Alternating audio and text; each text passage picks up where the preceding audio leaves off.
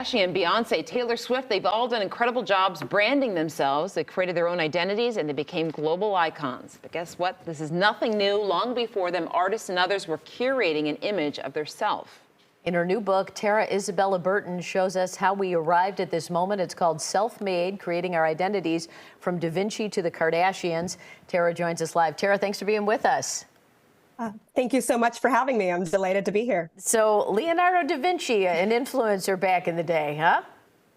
Absolutely. All of those Renaissance geniuses were also geniuses of self-promotion. Is it something where they weren't getting enough publicity? Talk about how that manifested itself back then. They reinvented themselves. Give us an idea how that worked.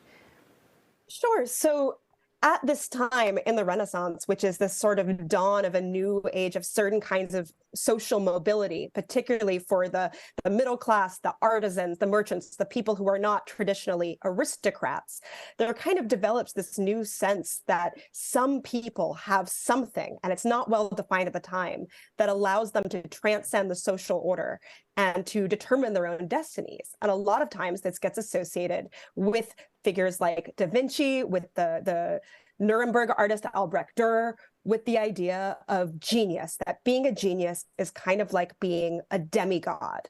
And Dürer and Da Vinci both really play up this image of themselves as divine. For example, Albrecht Dürer, often known as the inventor of the selfie, does these self-portraits where he essentially paints himself as Jesus in these elegant postures, facing straight towards the viewer, hands raised, beautiful, meticulous hair, simultaneously projecting the notion that they're incredibly talented in their own right and that their talent has something to do with godlike power. And this idea of the special self-creator, the special person whose power comes from within and is sort of maybe divine, is something we see consistently from the Renaissance through the present day in the history of the celebrity. So Tara, it's not often that you hear Thomas Edison and Kim Kardashian mentioned in the same sentence, but there is a certain level of self-promotion that even he was involved in, that even though there was clearly this genius there, that he was able to promote the idea of the light bulb before it was even ready to actually be displayed.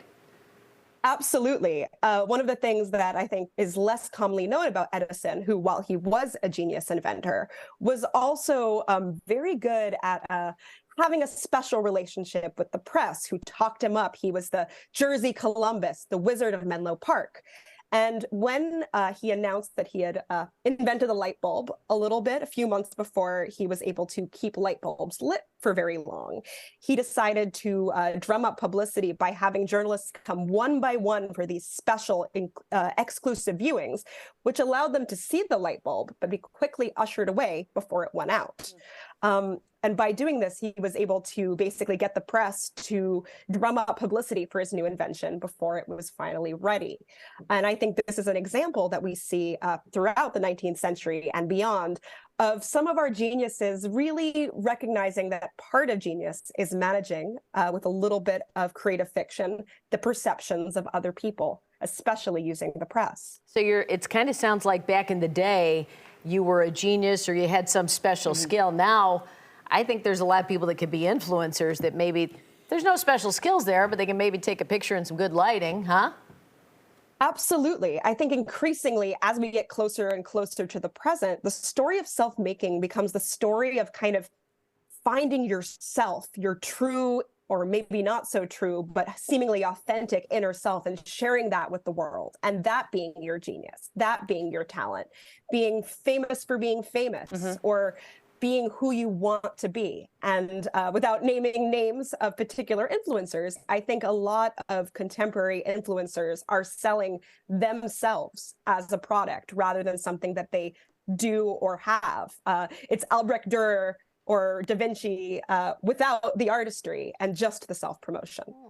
It's curious too, because you've seen that in Hollywood, not even right now, but in years past, with the studios creating these actresses and actors that maybe necessarily weren't reflective of the reality.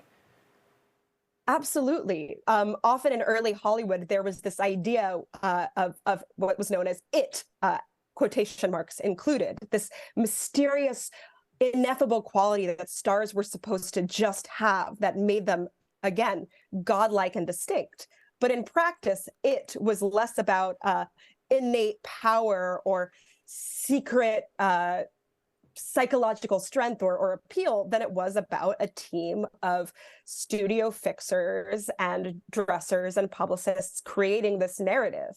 It was never really innate. It was often about the hard work and sometimes canny artistry and invention going on behind the scenes. I bet. Well, her book is Self-Made: Creating Our Identities from Da Vinci to the Kardashians. You can find Tara on Twitter and her website. Thanks for being with us. Thank you so much for having me.